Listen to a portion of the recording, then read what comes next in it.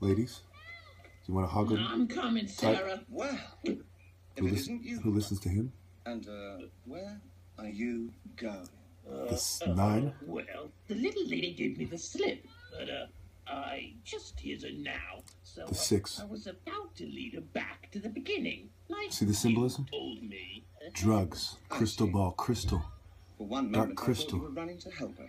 Their infatuation But, with crystal. No. Not after my warnings. That would be stupid. Oh, you bet it would. Me, help her. After your Apple, warnings. right? Oh, This dear. is satanic remix of the Garden of Eden, right? I've just noticed your lovely jewels are missing. And the land of Oh, stench yes, is so they Africa, are. My lovely jewels. from their perspective. I may find them. But first, I'm off to take the little lady back to the beginning of the labyrinth, just like we planned. Wait! I've got a much better plan, Hoggle. Give her this. What is it? It's a present. It ain't gonna hurt the little lady, is it? Oh, now why the concern?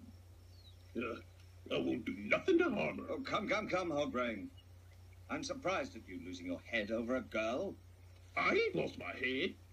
You don't think a young girl could ever like a repulsive little scab like you, do you? Well, she... So stop right there. What did he use to piss him the fuck off and turn him against other people? Okay, whether they're black or whatever, okay? Because this is symbolic of many things. This is the white man warning other white people. Well, this is the Jews warning the world and the whites who roll with them subtly, yet while bragging how evil and occultic they are. You know, the half-truth, the good and the bad, the proceed versus concede, okay? I'm going to proceed. No, Mecca, you're going to concede on behalf of the 6, or you can roll with the 9, but the 9 is our bitch, right? You don't think a young girl could ever like a repulsive little scab like you, do you? Well, she said we... What? Bosom companions? Friends? Don't matter. You'll give her that, Hoggle, or I'll tip you straight into the bog of eternal stench before you can blink. Come on, little man. Be a martial artist and tell the taller guy. Have a heart of a giant, And Hoggle, like my Ethiopian niggas. if she ever kisses you, I'll turn you into a prince. You will? Prince of the land of stench. Okay, see how he's, this guy from his line, he's a powerful warrior, right? He's a Nordic kind. Okay, look at his look he has. Isn't that Nordic as hell? And then you have a Mediterranean type he's being pushed around. I'm a little bitch. I'm a little bitch. And you see what I'm saying? So the people who wrote this want you to believe, whether they are or not, that this is what's going on. So regardless, there's a degree of this having relevance in society, no matter how you slice it. And so he promised him that he will make him a prince. Now, without further ado, let's show you what a real prince looks like compared to the evil guy who wants you to think a prince looks like him, and the Mediterranean guy who doesn't measure up. And that's a fact. Where were the pyramids built and where weren't they? And what do the people look like on the pyramid texts who weren't in charge? So, when you look at what I'm saying, you see what I mean. Think of everyone else in the world and how they feel. And the further you are from me in genetic makeup and where your ancestors used to live, the more jealous you might be, right?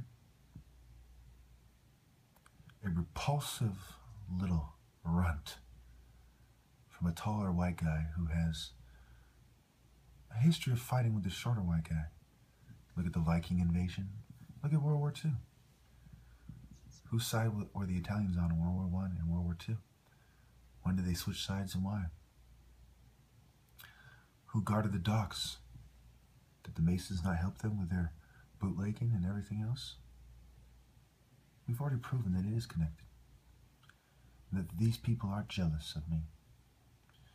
The labyrinth makes it 100% clear that the white man has no respect for our ancestors. And that is perhaps the #1 reason they will never concede my point. Because they would rather make their ancestors look good than accept that we're all Africans. And of all Africans, there has to be one tribe that is the king of the jungle. That is our spirit animal. When you group spirit animals together, you might get the fox as a more tame version of the dog. The dog, a more readily domesticatable version, or easily domesticated version of the jackal or the wolf. So these are varying degrees of the same philosophy. And a war on fanaticism, one might argue, is a war on the jackal philosophy to make him a tame dog, to tame the hawk and every other animal, in a way that is consistent with scribes.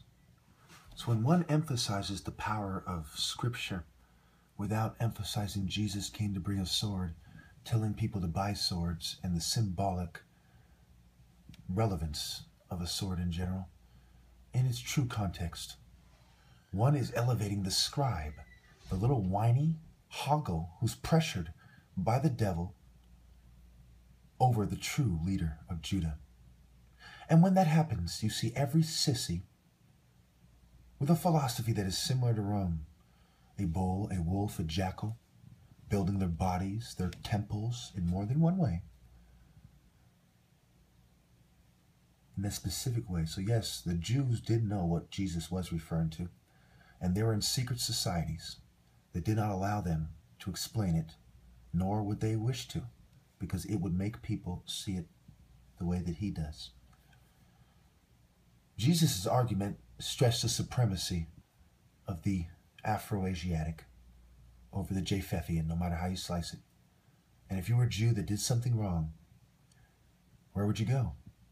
Would you go deeper into Africa when you know that they like to stone people like you to death and understand your culture? They speak a language that is a variation of yours, so they probably heard through the grapevine that you people like to trod on the winepress. So you go where you know your enemies don't want to go, for whatever reason. The enemy of your enemy is your friend, and when you find out he's working on technology, you help him understand the black Jew and how he is the lion and the biggest threat. Slowly but surely, you talk about science with your Western allies, and you help him understand through eugenics, statistics, and everything else the Masons and Francis Galton talked about, the dangers of the black martial artist. And who benefits from this? Non-black martial artists with serpent, dragon, and variations of poisonous philosophies and poisonous temples. In fact, they are transhumanists, literally bringing poisonous technology that destroys the earth into your body, and they use the wind to fume you. My ancestors used to beat the shit out of theirs for trying to cheat and poison us. And they still do a variation of the same thing with GMOs and all that shit. That is not a coincidence. That is the white man's Hades. Hell, fence post, put you in a concentration camp or prison industrial complex for the military industrial complex, a bunch of slow pussies who couldn't beat me either, type of philosophy. And whites have been warning you about it for a long time, and some of them naturally take my side. Because no matter how obnoxious any black man is, he is much preferable to the people in charge, especially when it is apparent that his natural ability and natural intellect would make it so that the honest scientist must be subordinate to him and not some sniveling, bootlicking coward. The people in the media, for example, are a bunch of pussy Masonic thinking hoggles. When it came down to it, the Nazis said, "You're a pussy. You're better off siding with us." And like Hoggle, they rolled with it and used psychiatry to drug the tribe of Judah. Thank you.